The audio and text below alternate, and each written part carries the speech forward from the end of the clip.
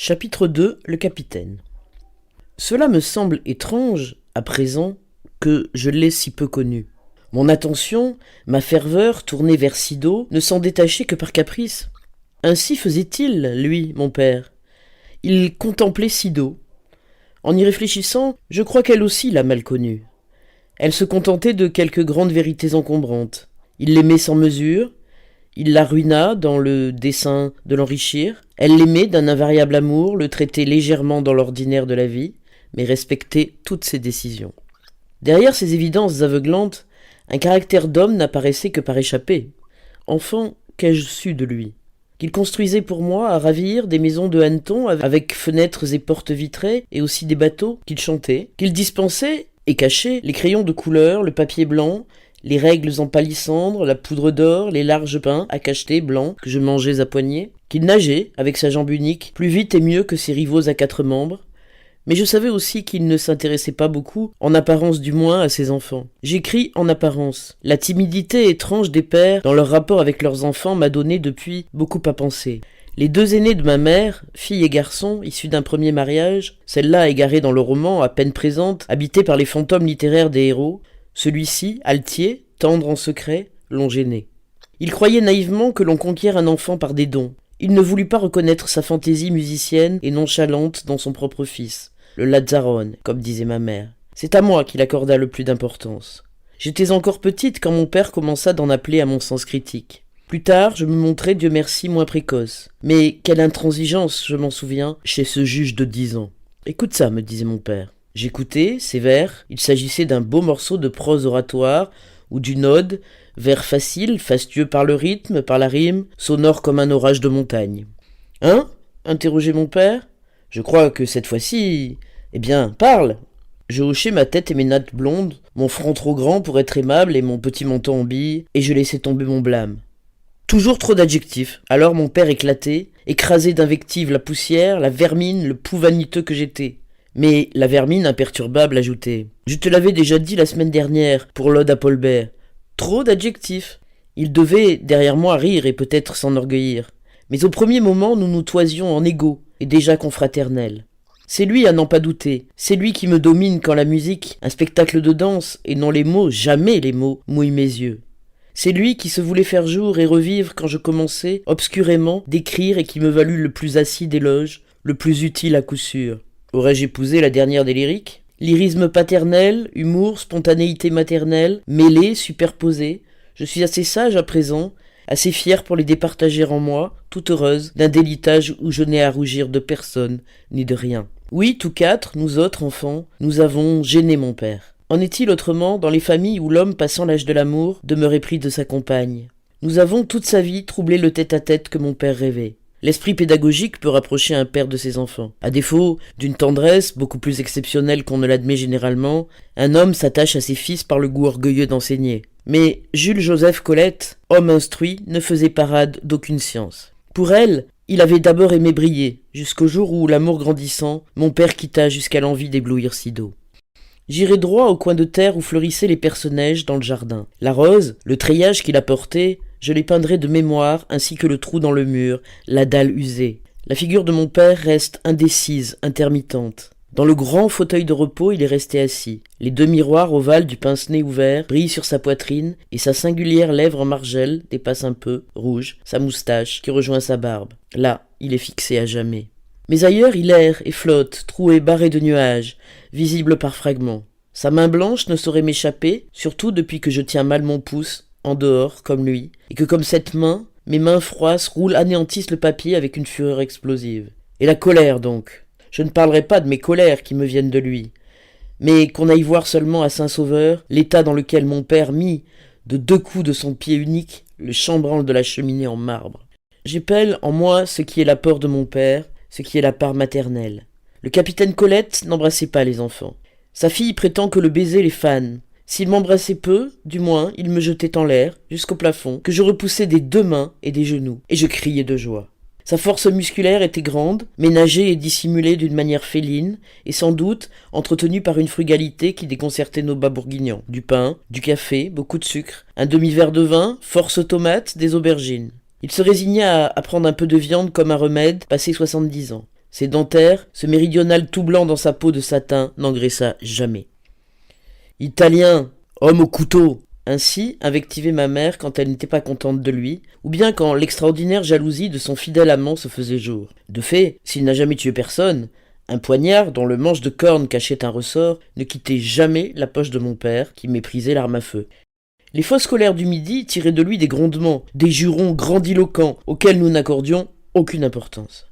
Mais comme j'ai frémi une fois d'entendre mélodieuse la voix de sa fureur véritable, j'avais 11 ans. Ma mystérieuse demi-sœur venait de se marier, à sa guise, si mal et si tristement qu'elle n'espérait plus que la mort. Elle avala je ne sais quel cachet, et le voisin vint prévenir ma mère. Mon père et ma sœur ne s'étaient guère liés en quelques 20 années, mais mon père, qui regardait souffrir Sido, dit sans élever le ton et d'un accent enchanteur. « Allez dire au mari de ma fille, au docteur R, que s'il ne sauve pas cet enfant, ce soir il aura cessé de vivre. » Quelle suavité! Je fus saisi d'enthousiasme. Le beau son, plein, musical comme le chant de la mer en courroux. N'eût été la douleur de Sido, j'aurais regagné dansant le jardin et allègrement espéré la juste mort du docteur R. Mal connu, méconnu. Ton incorrigible gaieté, s'écriait ma mère. Ce n'était pas reproche, mais étonnement. Elle le croyait gai parce qu'il chantait. Mais moi, qui siffle dès que je suis triste, moi qui scande les pulsations de la fièvre ou les syllabes d'un nom dévastateur sur les variations sans fin d'un thème, je voudrais qu'elle eût compris que la suprême offense, c'est la pitié. Mon père et moi, nous n'acceptons pas la pitié. Notre carrure la refuse. À présent, je me tourmente, à cause de mon père, car je sais qu'il eut, mieux que toutes les séductions, la vertu d'être triste à bon escient et de ne jamais se trahir. Sauf qu'il nous fit souvent rire, sauf qu'il comptait bien, qu'emporté par son rythme, il brodait avec hardiesse, sauf cette mélodie qui s'élevait de lui, l'ai-je vu gai. Il allait, précédé, protégé par son chant. Rayons dorés, tièdes zéphyrs, fredonnait-il en descendant notre rue déserte. Ainsi, elle ignorerait en l'entendant venir que Laroche, fermier des Lambert, refusait impudemment de payer son fermage, et qu'un prête-nom du même Laroche avançait à mon père 7% d'intérêt pour 6 mois, une somme indispensable. Par quel charme, dis-moi, m'as-tu donc enchanté? Quand je te vois, je crois que c'est par ton sourire. Qui donc eût pu croire que ce baryton agile encore sur sa béquille et sa canne pousse devant lui sa romance comme une blanche haleine d'hiver afin qu'elle détourne de lui l'attention. Il chante. Elle oubliera peut-être aujourd'hui de lui demander s'il a pu emprunter 100 louis sur sa pension d'officier amputé. Quand il chante, Sido l'écoute malgré elle, et elle ne l'interrompt pas. Les rendez-vous de noble compagnie se donnent tous dans ce charmant séjour, et doucement on y passe la vie, en célébrant le champagne et l'amour. S'il jette trop haut au mur de la rue de l'hospice le gruppetto, le point d'orgue final et quelques cocottes de fantaisie, ma mère apparaîtra sur le seuil, scandalisée, riante. « Oh, Colette, dans la rue !» Et moyennant peut-être 2 ou 3 grivoiseries du genre ordinaire, décochées à une jeune voisine, Sido froncera son sourcil clairsemé de Joconde et chassera d'elle le douloureux refrain qui ne franchit pas ses lèvres. Il va falloir vendre la forge. Vendre la forge, mon Dieu, vendre la forge aussi. Après les May, les Cholin, les Lambert. Gai. Et pourquoi eût-il été sincèrement gai? Il avait besoin de vivre au sein d'une chaude approbation, après avoir eu besoin, dans sa jeunesse, de mourir publiquement et avec gloire. Réduit à son village et à sa famille, envahi et borné par son grand amour, il livra le plus vrai de lui-même à des étrangers, à des amis lointains. Un de ses compagnons d'armes, le colonel Gotcho, vit encore. Il garde des lettres, redit des mots du capitaine Colette. Étrange silence d'un homme qui parlait volontiers, il ne comptait pas ses faits d'armes.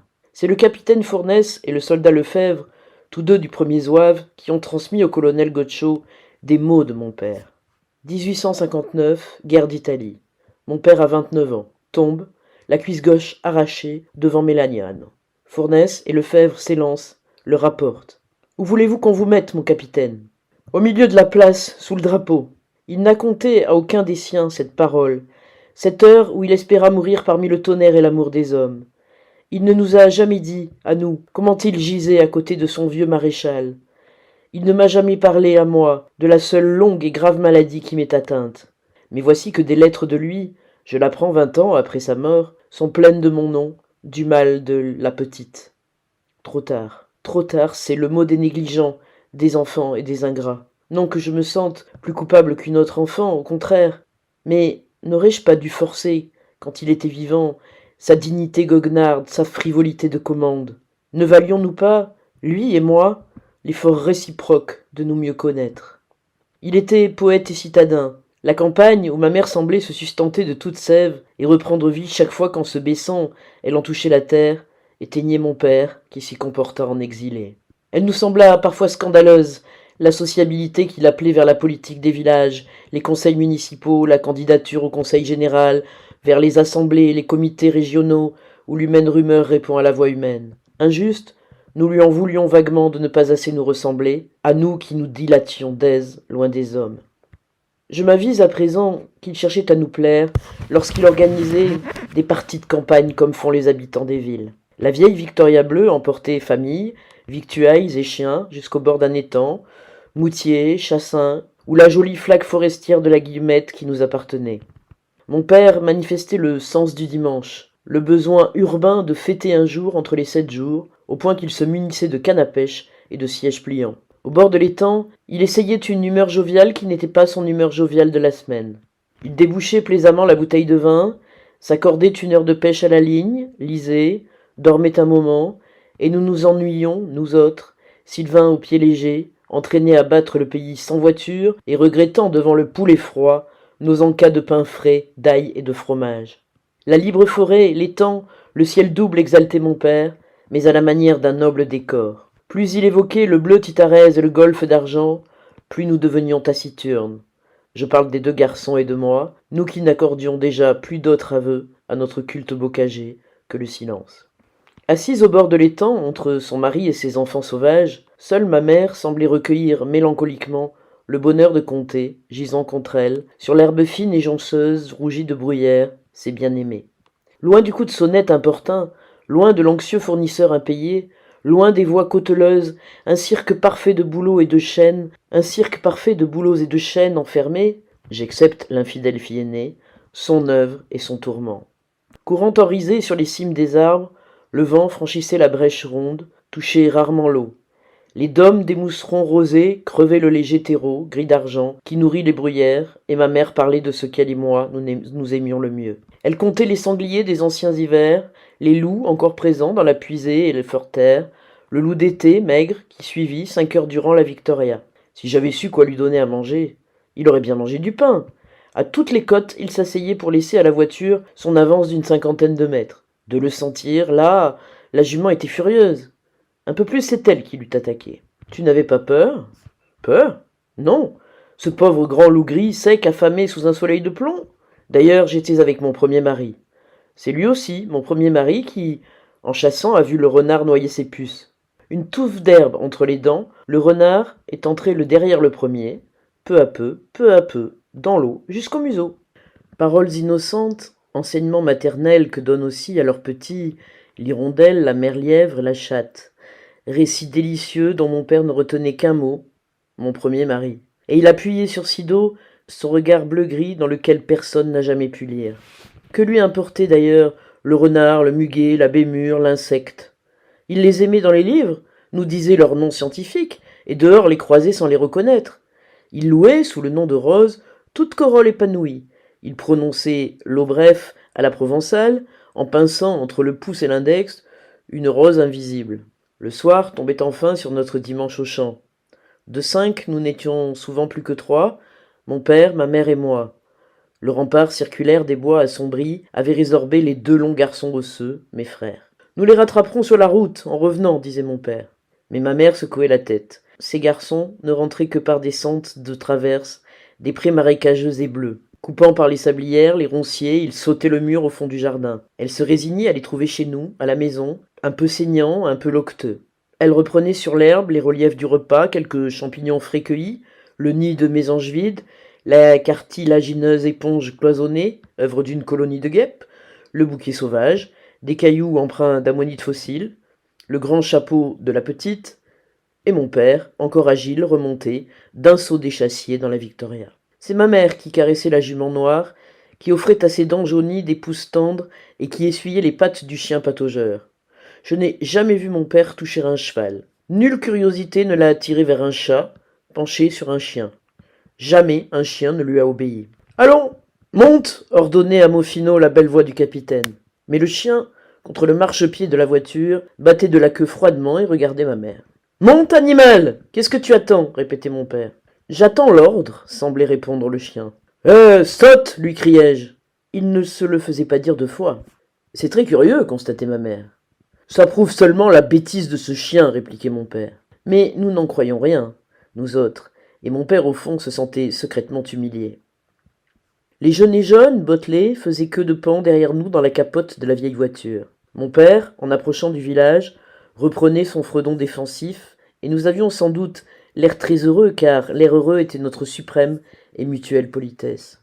Soir commençant, fumée courante sur le ciel, fiévreuse première étoile, est-ce que tout, autour de nous, n'était pas aussi grave et aussi tremblant que nous-mêmes? Un homme, banni des éléments qu'il avait jadis portés, rêvait amèrement. Amèrement, maintenant j'en suis sûr. Il faut du temps à l'absent pour prendre sa vraie forme en nous. Il meurt, il mûrit, il se fixe. C'est donc toi, enfin? Je ne t'avais pas compris. Il n'est jamais trop tard, puisque j'ai pénétré ce que ma jeunesse me cachait autrefois. Mon brillant, mon allègre père nourrissait la tristesse profonde des amputés. Nous n'avions presque pas conscience qu'il lui manqua, coupé en haut de la cuisse, une jambe. Qu'eussions-nous dit à le voir soudain marcher comme tout le monde? Ma mère elle-même ne l'avait connu qu'étayé de béquilles, preste et rayonnant d'insolence amoureuse. Mais elle ignorait, fait d'armes excepté, l'homme qui datait d'avant elle, le saint Cyrien, beau danseur, le lieutenant solide comme un bois debout. Ainsi l'on nomme dans mon pays natal l'antique Biot, la rouelle de chêne au grain serré que n'entame pas le hachoir. Elle ignorait, quand elle le suivait des yeux, que ce mutilé avait autrefois pu courir à la rencontre de tous les risques. Amèrement, le plus zélé de lui-même s'élançait encore lorsqu'assis, et sa chanson suave aux lèvres, il restait aux côtés de Sido. L'amour et rien d'autre. Il n'avait gardé qu'elle, autour d'eux le village, les champs, les bois, le désert. Il pensait qu'au loin ses amis, ses camarades continuaient. D'un voyage à Paris, il revint l'œil voilé, parce que Davout, grand chancelier de la Légion d'honneur, lui avait enlevé son ruban rouge pour le remplacer par une rosette. « Tu ne pouvais pas me le demander, vieux ?» ?»« Je n'avais pas demandé le ruban non plus, » répondit légèrement mon père. Mais il nous conta la scène d'une voix enrouée, où situait la source de son émotion. Il portait cette rosette généreusement épanouie à sa boutonnière, le buste droit, le bras posé sur la barre de sa béquille. Il paradait dans notre vieille voiture dès l'entrée du village pour les premiers passants de la gerbaude. Rêvait-il au divisionnaire qui marchait sans été et défiait sur des chevaux, Février, De Cendré, Fournaise, qu'il avait sauvé et le nommait encore délicatement mon capitaine? Un mirage de société savante peut-être, de politique, de tribune, de chatoyante algèbre, un mirage de joie d'homme. « Tu es si humain, lui disait parfois ma mère avec un accent d'indéfinissable suspicion. Elle ajoutait, pour ne point trop le blesser, « Oui, tu comprends, tu étends la main pour savoir s'il pleut. » Il était grivois en anecdotes. La présence de ma mère arrêtait sur ses lèvres l'histoire toulonnaise ou africaine. Elle, vive en paroles, se modérait chastement devant lui, mais, distraite, entraînée par un rythme familier, elle se surprenait à fredonner des sonneries dont les textes furent transmis sans altération des armées impériales aux armées républicaines. « Ne nous gênons plus, disait mon père derrière le temps déployé. « Oh, suffoquait ma mère, pourvu que la petite n'ait pas entendu. » « Pour la petite, repartait mon père, ça n'a pas d'importance. » Et il attachait, sur sa créature choisie, l'extraordinaire regard gris-bleu, plein de bravade, qui ne versait ses secrets à personne, mais qui avouait parfois « j'ai des secrets ». J'essaie seul d'imiter ce regard de mon père.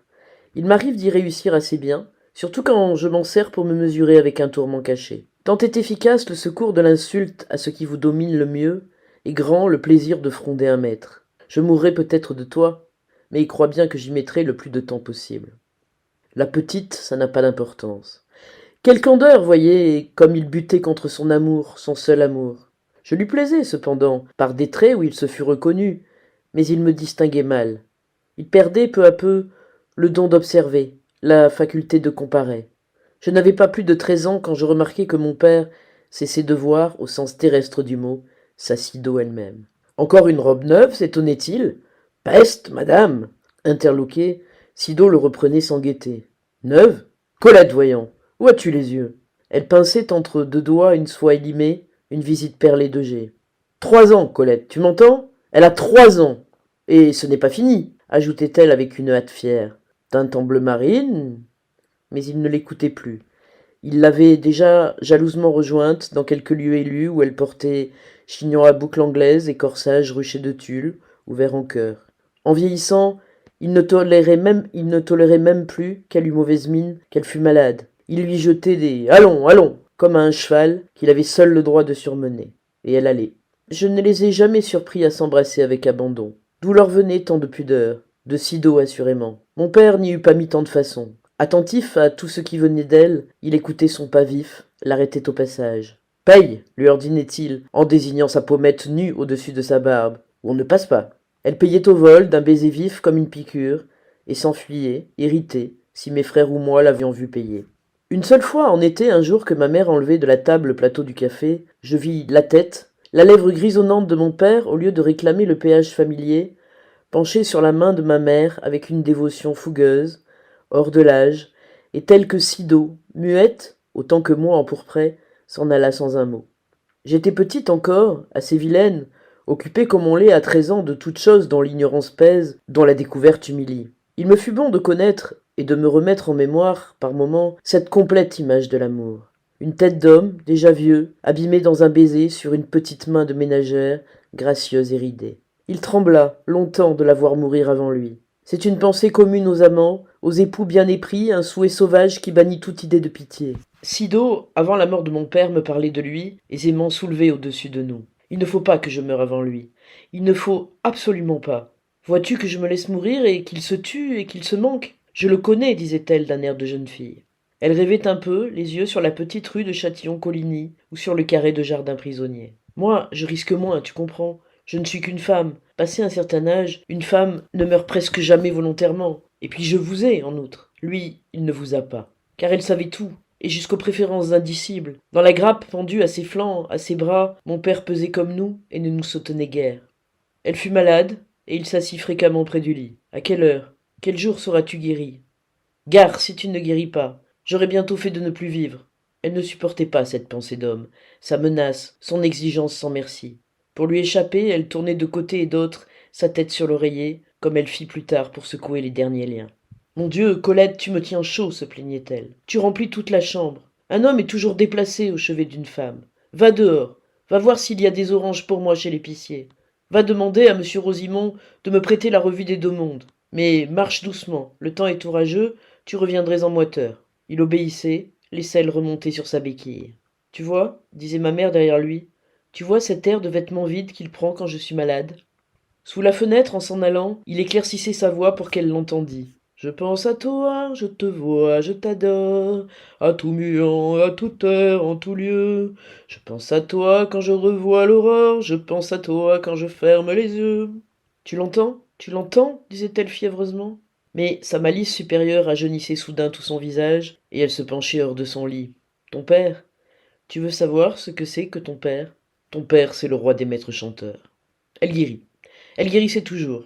Mais quand on l'enleva un sein, et 4 ans après l'autre sein, mon père conçut d'elle une méfiance terrible, quoiqu'elle guérit encore, chaque fois. Pour une arête de poisson qui restait au gosier de ma mère l'obligeait à tousser violemment, les joues congestionnées et les yeux pleins de larmes, mon père, d'un coup de poing asséné sur la table, dispersa en éclats son assiette, et cria furieusement. Ça va finir! Elle ne s'y trompa point, et l'apaisa avec une délicatesse miséricordieuse, des mots plaisants, de voltigeants regards. J'emploie toujours ces mots, voltigeants regards, quand il s'agit d'elle. L'hésitation, le besoin d'un tendre aveu, le devoir de mentir, l'obligeait à battre des paupières, tandis qu'allaient, venaient précipitamment ses prunelles grises. Ce trouble, cette fuite vaine des prunelles, poursuivie par un regard d'homme bleu-gris comme le plomb, fraîchement coupé, c'est tout ce qui me fut révélé de la passion qu'il y a pour leur vie entière, Sido et le capitaine. Il y a 10 ans, je sonnai, amené par un ami, à la porte de madame B, qui a, professionnellement, commerce avec les esprits. Elle nomme ainsi ce qui demeure errant autour de nous, des défunts particulièrement de ceux qui nous tinrent de près par le sang et par l'amour. N'attendez pas que je professe une foi quelconque, ni même que je fréquente de passion les privilégiés qui lisent couramment l'invisible.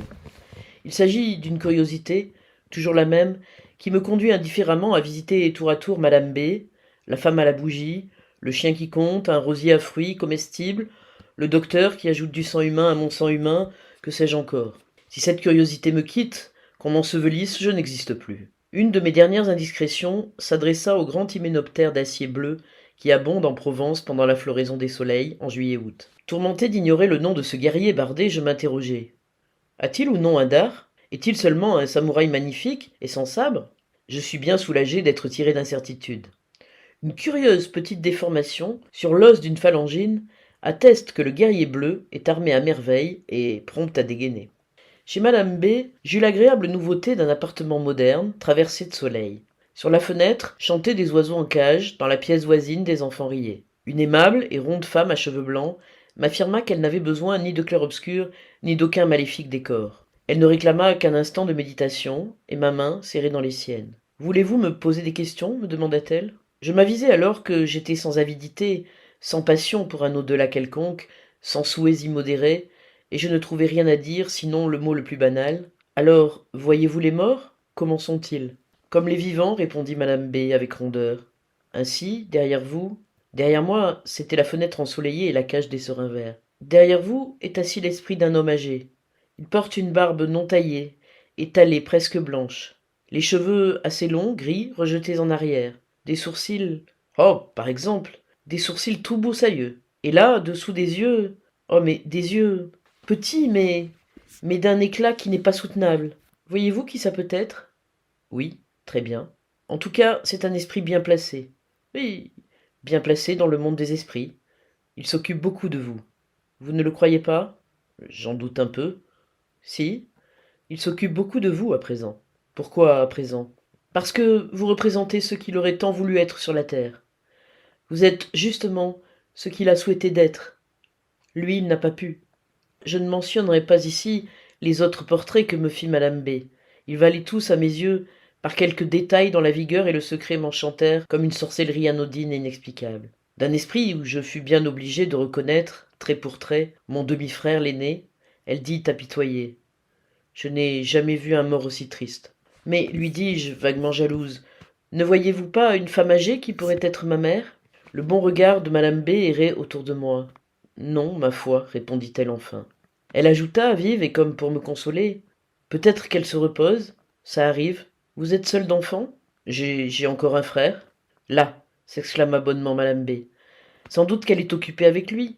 Un esprit ne peut pas être partout à la fois, vous savez. Non, je ne le savais pas.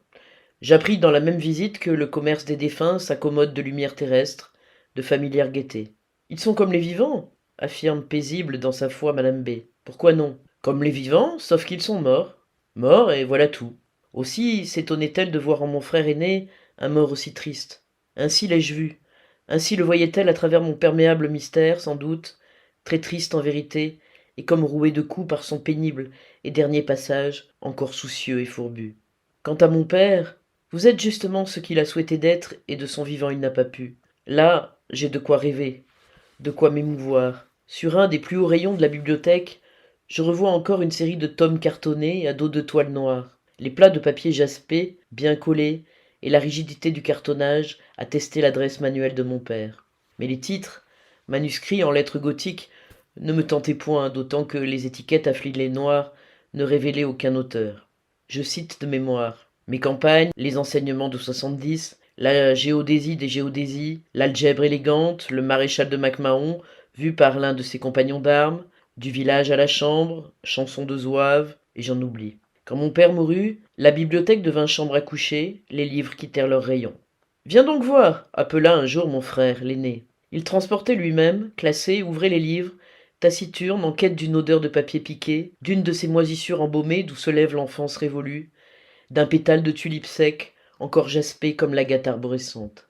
Viens donc voir! La douzaine de tomes cartonnés nous remettait son secret, accessible, longtemps dédaigné. 200, 300, 150 pages par volume. Beau papier verger crémeux ou écolier, épais, rogné avec soin, des centaines et des centaines de pages blanches, une œuvre imaginaire, le mirage d'une carrière d'écrivain. Il y en avait tant de ces pages respectées par la timidité ou la nonchalance que nous n'en vîmes jamais la fin. Mon frère y écrivit ses ordonnances, ma mère couvrit de blanc ses pots de confiture, ses petites filles griffonneuses arrachèrent des feuillets, mais nous n'épuisâmes pas les cahiers vergers, l'œuvre inconnue. Ma mère s'y employait pourtant avec une sorte de fièvre destructrice. Comment? Il y en a encore? Il m'en faut pour les côtelettes en papillotes. Il m'en faut pour tapisser mes petits tiroirs. Ce n'était pas dérision, mais cuisant regret et besoin douloureux d'anéantir la preuve d'une impuissance. J'y puisais à mon tour dans cet héritage immatériel au temps de mes débuts. Est-ce là que je pris le goût fastueux d'écrire sur des feuilles lisses, de belles pattes, et de ne les point ménager? J'osais couvrir de ma grosse écriture ronde la cursive invisible dont une seule personne au monde apercevait le lumineux filigrane qui, jusqu'à la gloire prolongeait la seule page amoureusement achevée et signée, la page de la dédicace. À ma chère âme, son mari fidèle, Jules Joseph Colette.